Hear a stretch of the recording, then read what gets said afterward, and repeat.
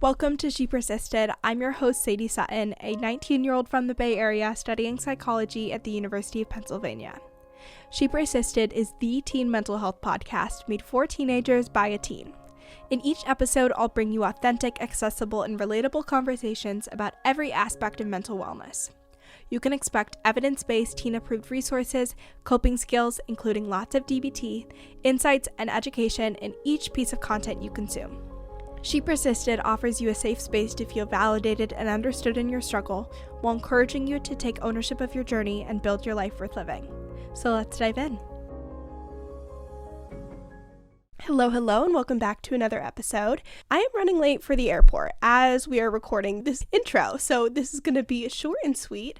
But today's guests are the founders of the Therapy group and hosts of the ShrinkChicks podcast. You should check out both of those. Amazing content for both. The Therapy group is located in Philadelphia, so if you are Philly located, they have a therapy practice with tons of therapists you can work with, so link in the show notes. But today's guests are Emmalee Bierly, LMFT, and Jennifer Chaiken, LMFT. Together, they founded both the Therapy group and host the ShrinkChicks podcast. They both still practice as therapists. They have so much wisdom and insight to share about the therapy world, their own experiences, sharing what it's like from the other perspective. So this conversation is hilarious. It's amazing. I know you're going to gain so much insight from it. So while I go to the airport, let's dive in. Thank you guys so much for coming on She Persisted. I'm so excited to have you on the show today. We are Thank you so for excited to be us. here. Yes. Wait, because we love a Philly babe. We love do. We do. I'm so excited. As soon as you said Philly, we were in. That was it. That's all you needed from us. That was We're the so only excited. thing in the pitch email. Yes. I'm from Philly. Come on my podcast. I'm at UPenn, right? But I will also say this. Listen, like, podcasting wasn't a thing when we were in college, but also Cindy, I would have been, yeah, that's probably for the best for us. But also the fact that you're sitting here doing this unbelievable thing to make it accessible, to destigmatize therapy, like we have to also start with like thanking you as well, because like this is why your generation is the best generation in my opinion, because you're just going to do it so much better. And I wish that we had people when I was a freshman in college having horrific, part of the reason we became therapists is because we had horrific experiences in therapy. And we were like, we could do this better. Yeah. And for both of us, a lot of that had to do with college. Okay. So I would love to dive into that. College. I think college go. was maybe one of the roughest mental health times. Yeah, it's really tough. I've done a couple of episodes recently, and I think Penn especially doesn't have the best reputation with mental health. And going into it, like I feel like my mental health has been good, if not better than it's been before, and it's all about like the different boundaries that I set up, the different habits I put in place that allowed me to do that. But if you're going into college with no experience of managing your mental health, not knowing what to expect with the independence, not knowing what your priorities are, it's super overwhelming, and it's like a surefire way to struggle and feel very overwhelmed because there's so much on your plate. Absolutely. And just the pressure of college, and then also the lack of resources, right? How many people are waiting months on a waiting list to get into a CAPS program, a counseling program at their school, because there's simply just not enough money across the board. No matter what you're doing, there's not enough money put into mental health. And so you're so amazing. You can sit here and be like, oh, here are A, B, and C, all the things that I did. Most people would be like, I prepared for college by like buying this right stuff for my dorm, which is super cool too. That's like, fun to do. Like also did that. Love that process. Part of no it. shade to that, but very few of us are thinking about like, okay, how do I like mentally, emotionally, psychologically prepare myself for such a massive life transition? Yeah. And I think some of that too comes from the work that you do on yourself before you even get into college, right? And right now we're seeing such a huge mental health crisis with adolescents. You know, we see it in our practice that they're coming in, and so adolescents are really struggling. And so the fact that you did so much work to get yourself to this point really speaks to that, how you're managing it in college. Yeah, it's funny, like what I was thinking about moving away and going across the country, I was like, wait, but I've done this before. Like, I've lived in treatment. Like, this is the second time around the block. But that's not the experience for so many teenagers, and it's so overwhelming. And so if I can, like, take the little bits and pieces that I learned and share whatever was helpful, I hope that someone will listen and be able to implement these things, because not enough people are talking about it. It's not widely enough discussed. And some of these things are really simple. It's like getting enough sleep. It's making sure that your basic needs are met. It's having enough people in your community that are checking in on you. It's making sure you're feeling your emotions and not suppressing them and not overwhelming yourself with commitment. So it's small things you just have to be aware of and make sure that you're prioritizing so that you don't become overwhelmed. Absolutely. It's the basic things that we forget. Yes.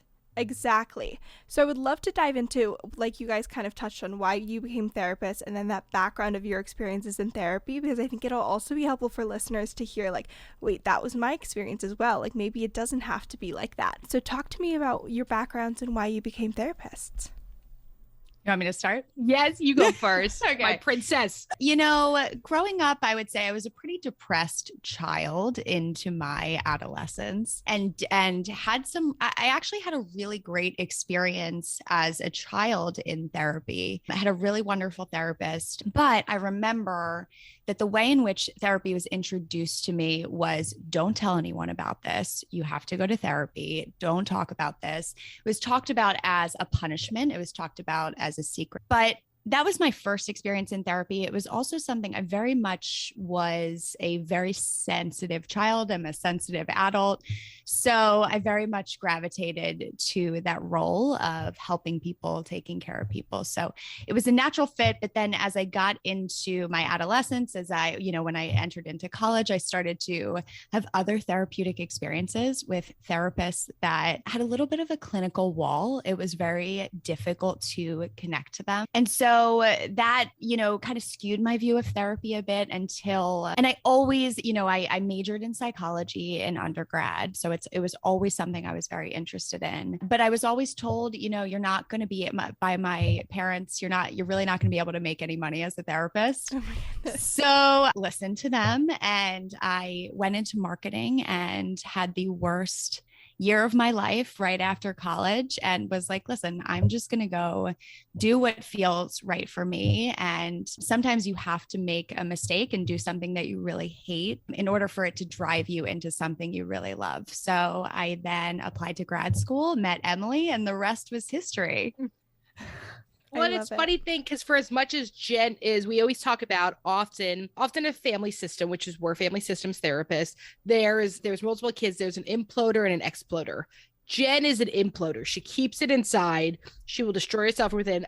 I am an exploder. So for me, adolescence was an eating disorder, self-injurious behavior, a borderline personality disorder diagnosis, a bipolar, everything, because my adolescence was, this feels off, but I do not keep my stuff inside. I go the other. And so I had a similar experience where I had some positive experience and then I had a lot of negative experiences. One of those is in a residential treatment center. One of those was in a PHP program, or partial hospitalization program for people who don't know. And then I got to college and every experience I had in college was super negative. Every therapist did not get me. I really, really struggled. And Jen and I are both petty bitches that we were like, we could probably do this better. And so I actually went to school to be a teacher, did the first half of my student teaching and was like, oh no, I'm not made to be around children. This shit is not it for me. I went into my advisor. I was at Penn State. I went to my advisor and I said, what can I switch into that will not keep me I can't keep staying at this school. So what can I transfer into that I'm still going to graduate like just one semester behind? And she said, oh, human development and family studies. And I said, well, what the fuck is that? And she said, basically means you go to grad school. I was like, okay, great. I'll buy myself some more time. Perfect. But I was always the person that people wanted. I always liked talking to people and I was very interested in talking to people specifically about their relationships, especially about their families, and really about sex. And so Jen and I both ended up in graduate school at Thomas Jefferson University because they have a sex therapy specialization, a couples therapy specialization. We both knew we wanted to do something along those lines. But even with our specialties, the thing that has come back to us that speaks to our soul over and over and over again is the fact that I believe therapy is for everyone, just not every therapist is for everyone. And so if we can make there are certain people, probably a lot of people that listen to this podcast that like maybe you're already cool with going to therapy, but there's a lot of people that are not. There's a lot of people that it is still stigmatized. There's little people that still, or they had one really negative experience and they're like, I will never go to therapy again. And so I really believe the more we can convince people that there is the right therapist for you somewhere, even if it wasn't the first one you found, that it can be incredibly life-changing. I think that's so true. And I think it's especially difficult for teens and adolescents because a lot of the time they're not as involved in the decision-making process. Yes. Like, their parents have found this person and they're like, this person with like 45 years of experience with adults, this is the one. Yes. And you're like, no. Or they're like, this is a child therapist. And they're like offering you sticker charts. And you're like, no. So it can be difficult to find that match, and it requires a lot more advocating for yourself. And especially if you haven't been to therapy before, being like, I don't think this is right, you're like, well, maybe this is just what therapy is. So it can be really difficult to differentiate if it's not the right fit or if this is just a new experience for you.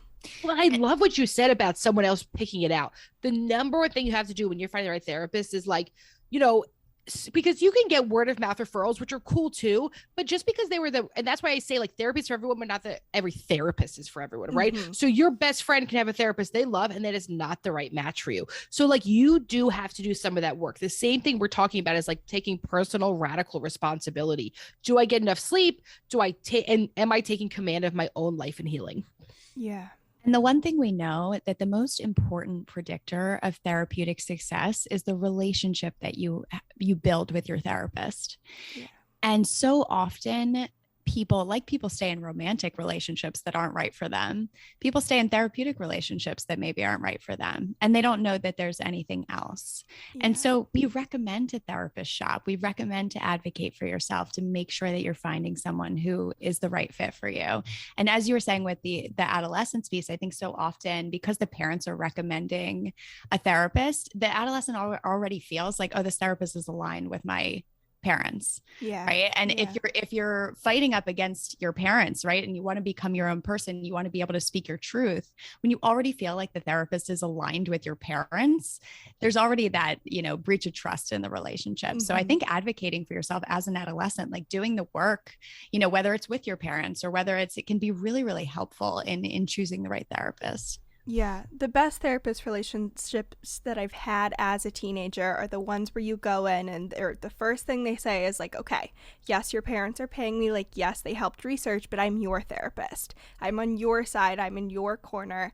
Yes, they may give advice or try and like put things on the agenda, but I'm first and foremost here to help you. And just setting that boundary at the beginning and making it very clear that that's kind of how things stand. Just like if you were an adult, like some random friend that was like, I think this is what you should talk about in therapy. You'd be like, okay, thanks, but no. Same thing for if your parents are like, let's add this to the agenda. Like it's not their session most of the time, unless you're doing family therapy, which is a whole other burden to tackle. Totally.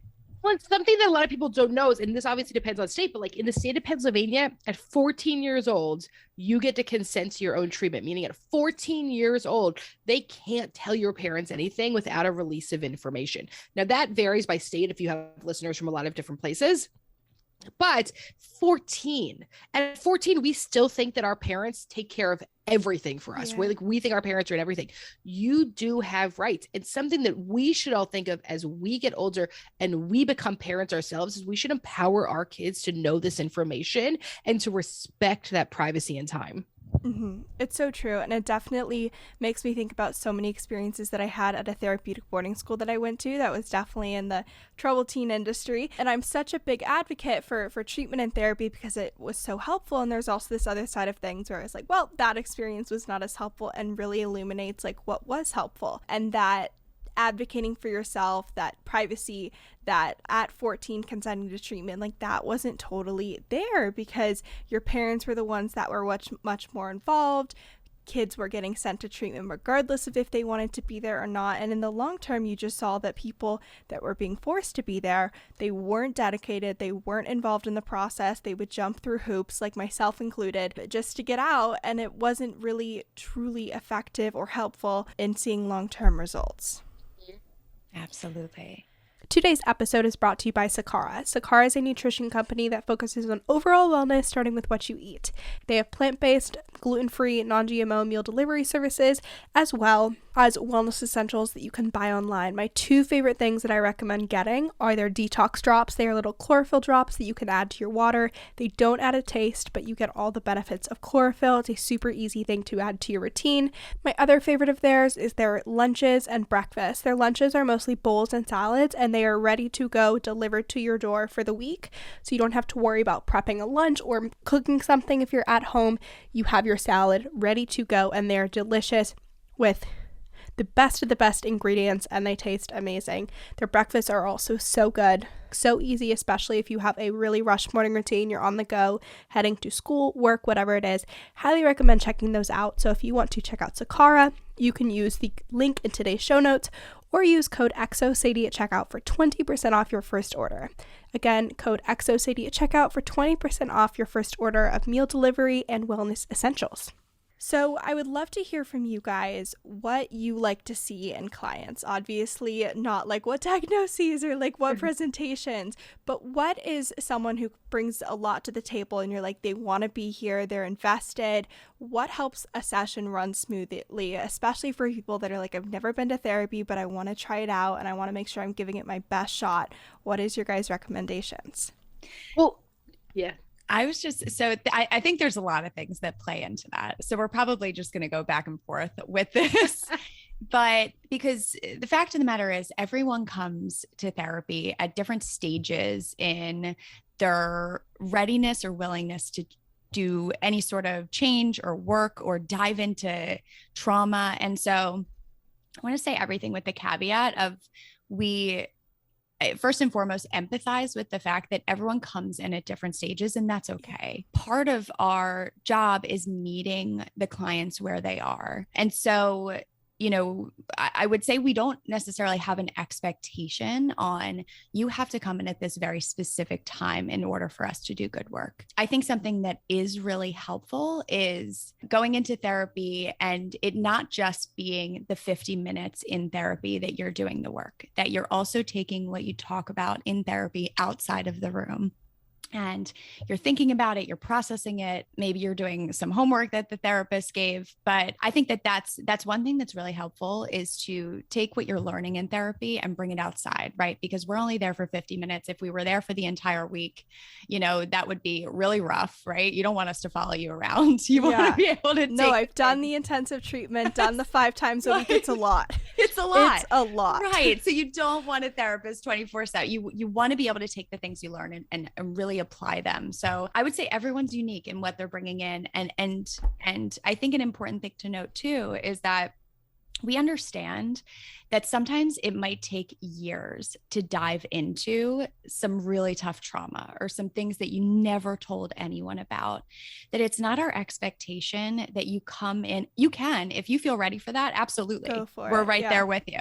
But it isn't, if you're a year, 2 years into therapy and you're thinking, I haven't told my therapist this and I feel like it's too late. It is never too late. It actually happens so often that clients will come in and they don't disclose something to you after a year, 2 years, because sometimes it really takes time to build that trust and build that therapeutic relationship in order to feel safe enough to do so. Mm-hmm.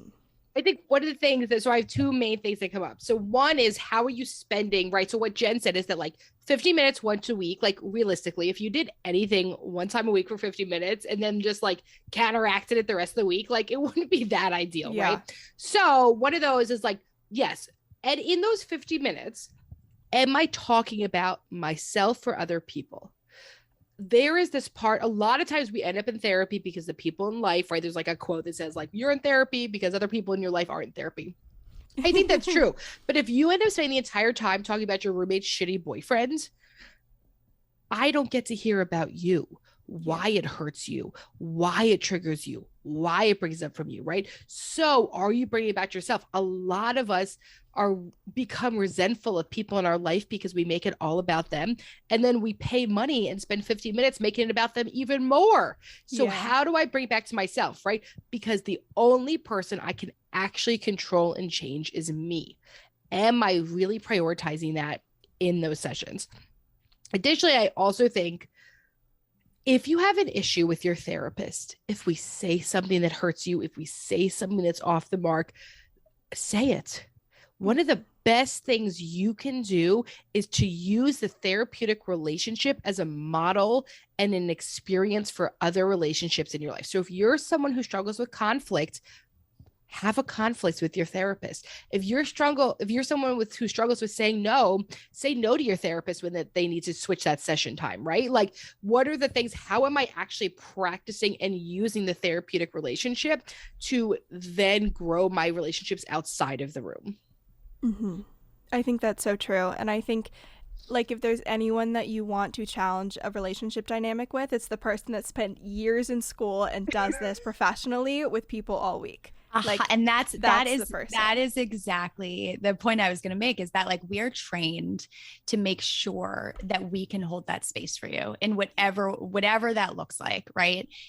We welcome feedback. We welcome you to come in and say certain things to us that maybe right? Like, oh, in the last session, you said this thing to me and it really triggered this for me. Can we talk about that? It's actually so important and kind of essential for us to be able to help you do that work, because for you to be able to bring that into therapy and work through that in your therapeutic relationship allows you to take that and bring it into your relationships outside of therapy. So the work that you do sometimes in the session, you can bring outside into your other relationships.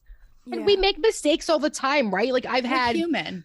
Oh my gosh, I had a client a few months ago who I have worked with this person for years and years and years. We have an amazing relationship. I love them dearly. We talk a lot. And she came into a session and she said, oh, I have to bring up this thing. And she said, don't get into advice giving mode. She said to me, right? And you want to know what? I think I would have, because the thing that she brought up was something we had done all this work on. We had done this thing, but that wasn't where she was at right now. And she was able to ask for exactly what she needed. And that shouldn't have been her job in the room. But the fact that she was able to do that after all this work together. Yeah. And I was able to say, you are so right. Let's just hear this today. It's just process. Let's just be quiet around this, right? Like, that is powerful, because then it also showed her she's allowed to say that to people all over.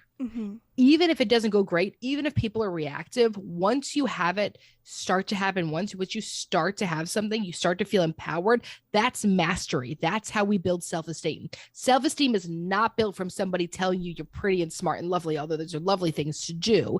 Self-esteem is built through mastery, keeping promises to yourself and growing yourself in that way.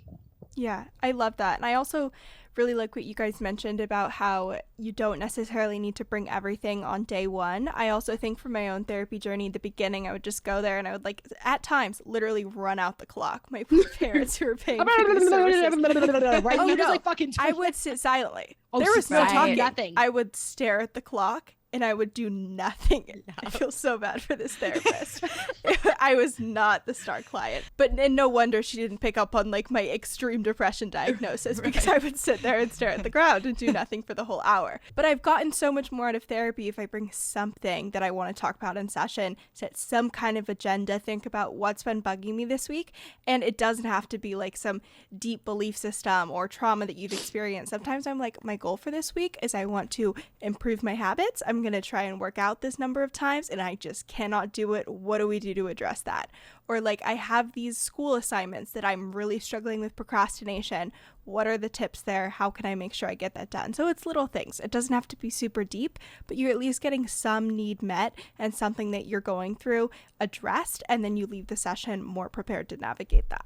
I love that you brought that up, because I think that there is a preconceived notion about what you need to be bringing into therapy, and every session can look different. And it's such a journey and such a process, right? I think there's this idea, if you're going into therapy, oh, it means you're going to talk about your childhood wounds for like years and years and years. Like, yes, some sessions are like that, but they don't have to be. And part of the process is going deep and then coming back up, and going deep and then coming back up, right? There's a level of safety that's created in that. So I love that so much, because I really think that dispels a myth of you have to go into every session in a certain way. And that's not true. Yeah. What other myths do you guys commonly hear people, whether it's from clients, whether it's people in your community, that they have about therapy, about treatment, about mental health, that you're like, that is just so absolutely not true, and I wish more people knew this? So we actually just talked about one of these on a podcast because we're couples therapists too. This idea that if you're going to couples therapy, there must be something really wrong in the relationship, where we actually recommend couples therapy at any point in the relationship. Yeah. Because couples tend to go to couples therapy 7 years too late. Oh my goodness. Wow. And they come in and they're already out the door and there's no work that can be done in that point. So in terms of couples therapy, I would say that's one big one, is that I believe that because no one ever taught us how to be in a relationship, right? Like and being in a relationship is very difficult. And especially if you're modeling from the relationships you've seen in your life and they're not healthy or they're not good dynamics, it's like, okay, we need to get some help here. 100%. And there's unfortunately so much shame around that, but it really is. We find it so important to just do that maintenance, to learn about your partner, to learn about yourself, can be so incredibly helpful in your romantic relationships. Mm-hmm. I think another really big myth we talk about a lot is that you should leave every therapy session feeling better. That's not true. That is not, no. Yeah, right? Sometimes I leave therapy and I'm like, oh yes, a lot of times it sucks, right? So like, I think people think like, oh, I should feel so amazing when I walk out the door. Like, no, like we're not giving you like an oxycodone and then you're walking out. That's the psychiatrist's job. Right. A lot of times you feel worse.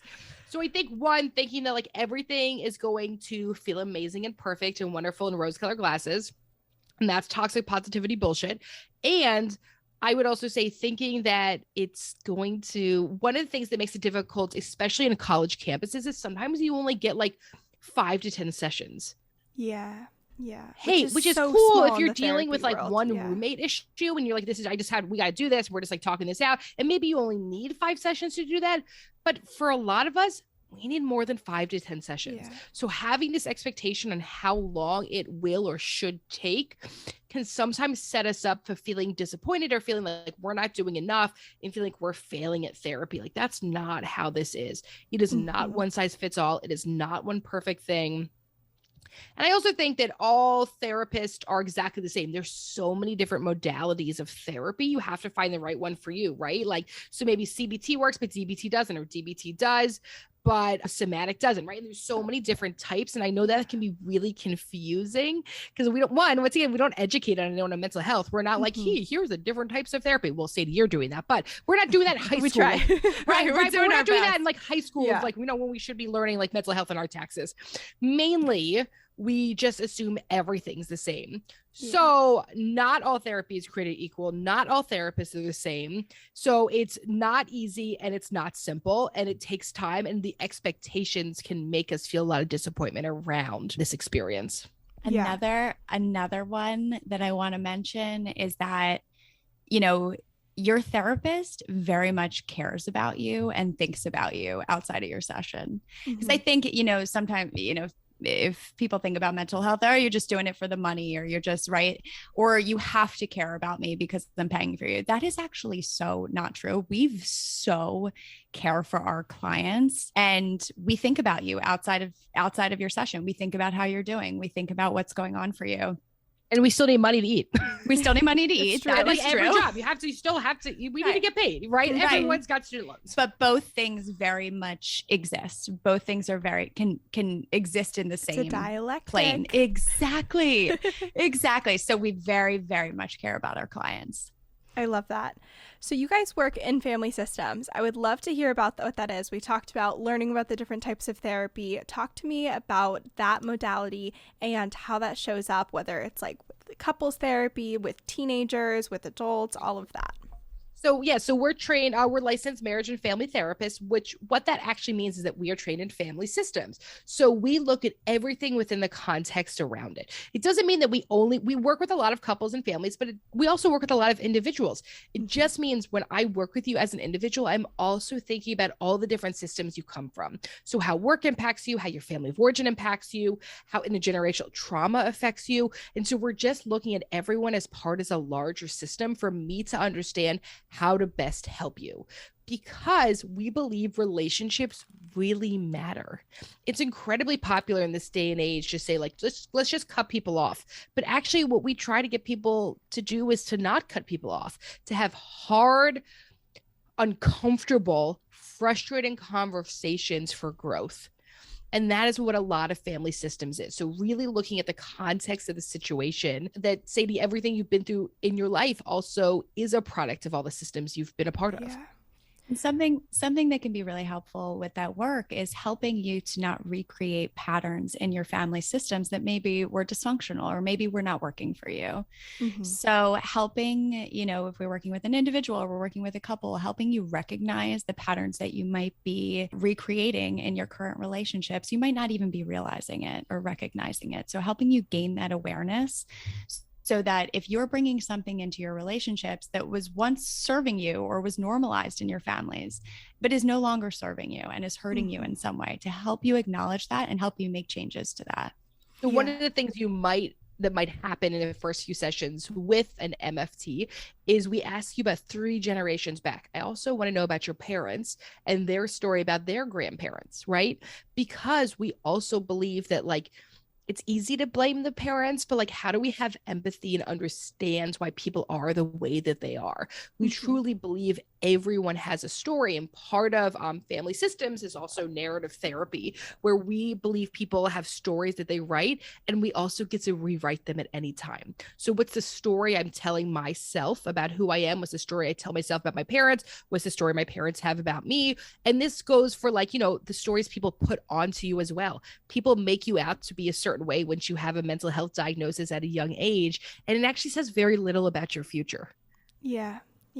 No, and if anything, I found that having had a diagnosis early on, I feel more equipped to navigate any challenges or emotions that arise. Like, I was so sensitive to any, like, environmental stressor or trigger when I was, like, a teenager and really, really struggling. And the other day, my friend was like, nothing really phases you. Like, you're pretty chill. And I was like, that is such a compliment, because that so did not used to be the case.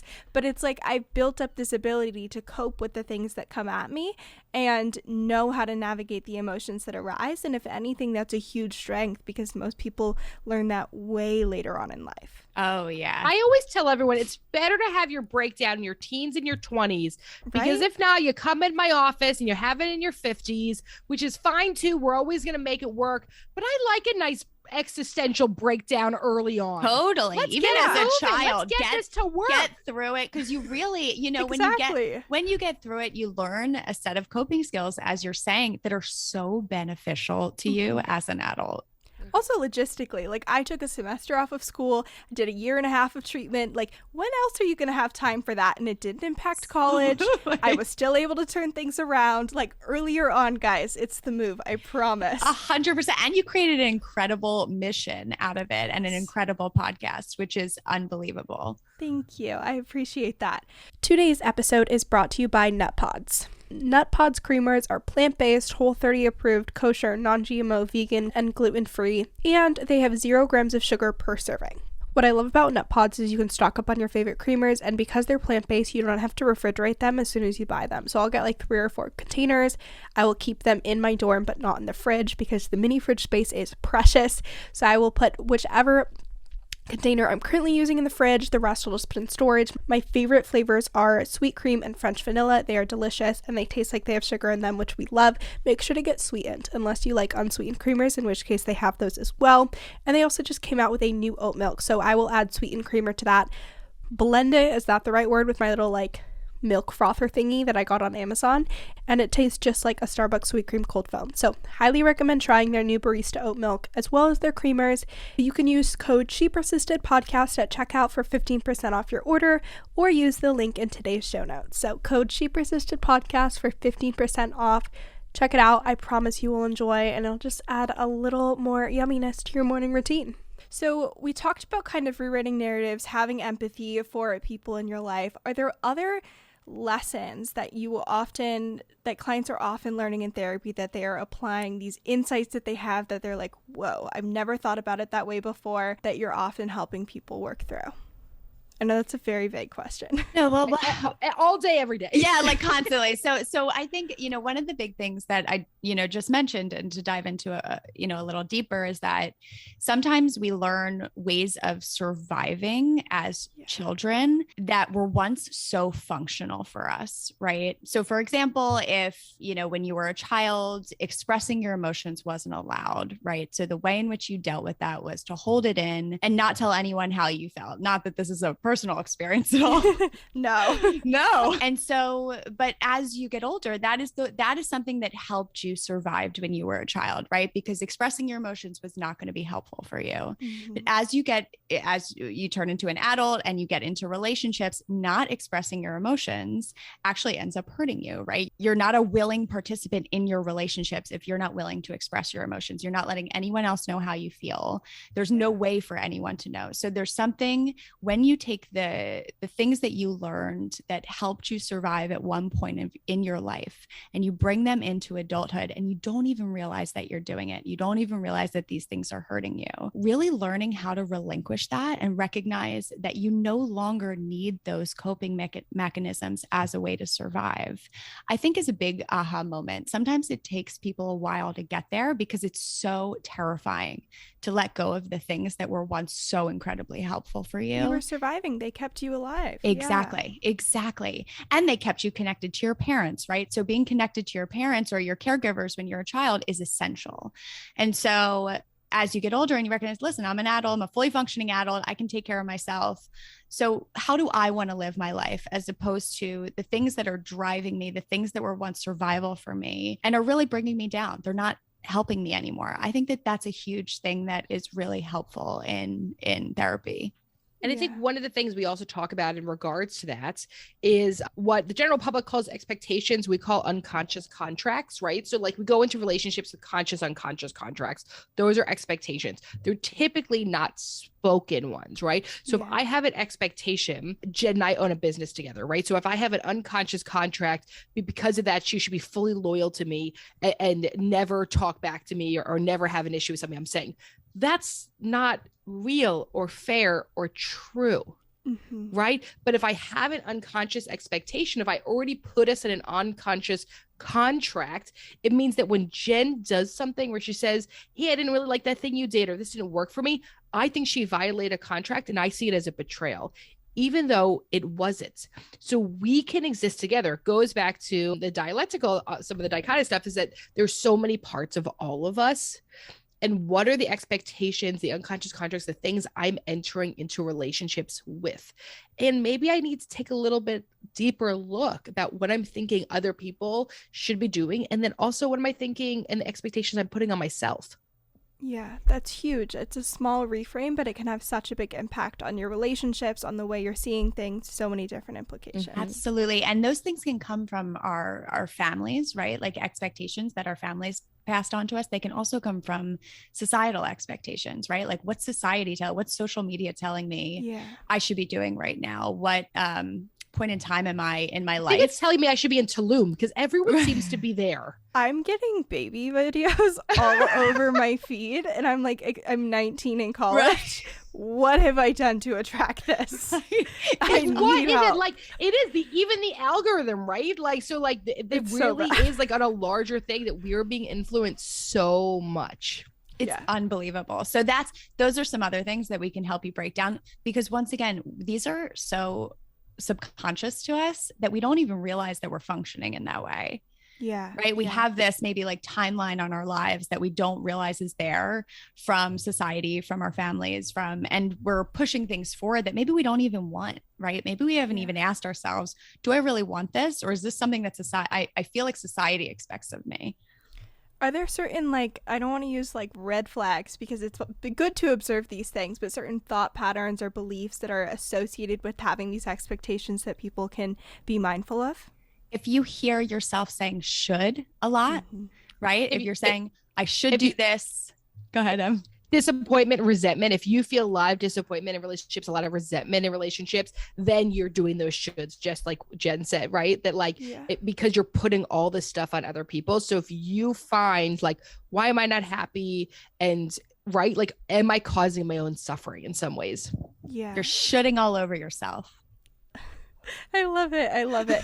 No, and I think that's one of the biggest things for me, especially, it was that I did cause a lot of my suffering. I got in my own way a lot, and that takes a lot of undoing. It's like belief systems, it's relationships, it's behaviors, it's all of those things.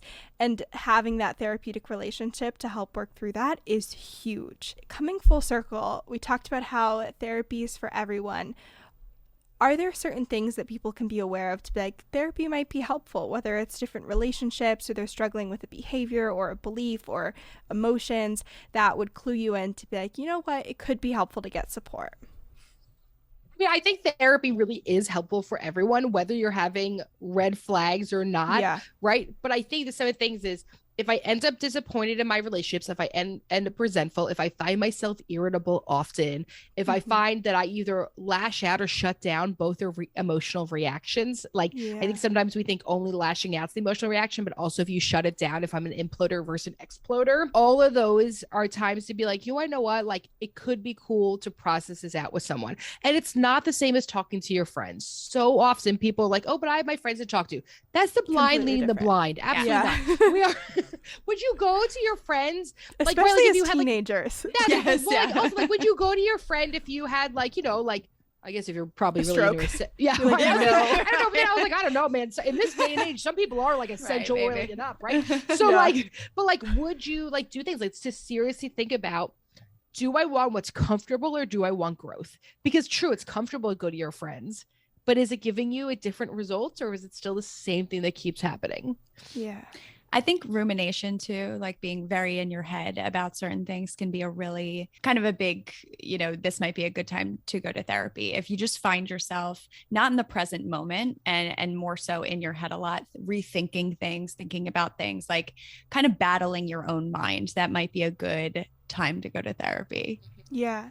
There's another thing that I love to mention that I learned in my normal psychology class, which is that people that present with extreme symptoms and presentations, they tend to seek treatment very quickly, and they're able to get support. They're able to go into remission is not the right word, recovery, whatever it is, a lot quicker than people that are presenting in a much smaller way. It's not completely derailing their life, but it's having negative impacts, and it ends up lasting for decades and having much more detrimental impacts because they're like, well, I don't need treatment yet. I don't need therapy. I don't need support. It's not that bad. And in some ways it becomes so much more severe because it impacts so much more of your life because you haven't gotten that support. That is so true. Right. And I think a lot of it has to do with, are you high functioning, right? Like there's people like, you know, you can drink a lot, be a high functioning alcoholic. You can be a high functioning eating disorder. You can have high functioning depression.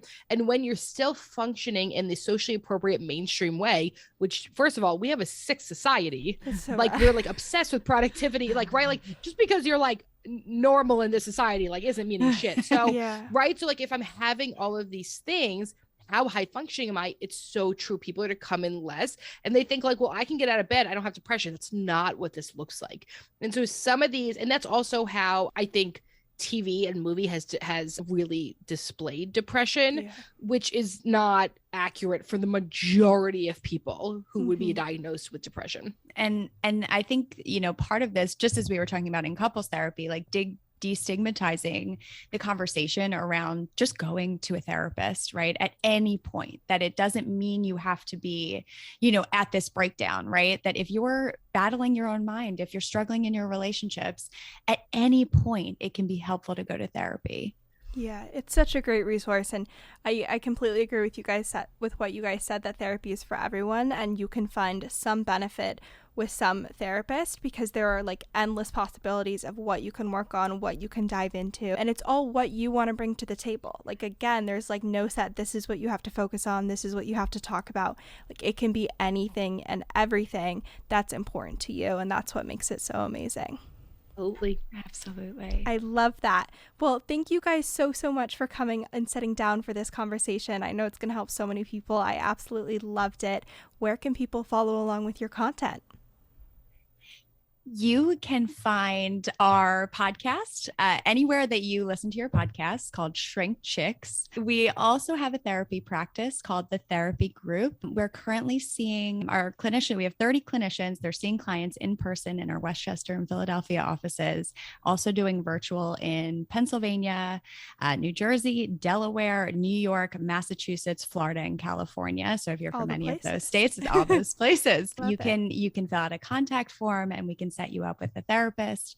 And I think that's it. Em, we got anything else? No, that's it. Go to therapy. Go to yourself. Change yourself. Go to therapy. Yes. And Sadie, thank you so much for just like creating this platform. I wish I was as confident in myself and just did the amount of work that you did at your age. It wasn't always like this. It was a lot of work. But it's incredible. It really is incredible what you're doing. We appreciate you. I appreciate you guys, and I love this conversation. Thank you so much for listening to this week's episode of She Persisted. If you enjoyed, make sure to share with a friend or family member. It really helps out the podcast. And if you haven't already, leave a review on Apple Podcasts or Spotify. You can also make sure to follow along at She Persisted Podcast on both Instagram and TikTok, and check out all the bonus resources, content, and information on my website, shepersistedpodcast.com. Thanks for supporting, keep persisting, and I'll see you next week.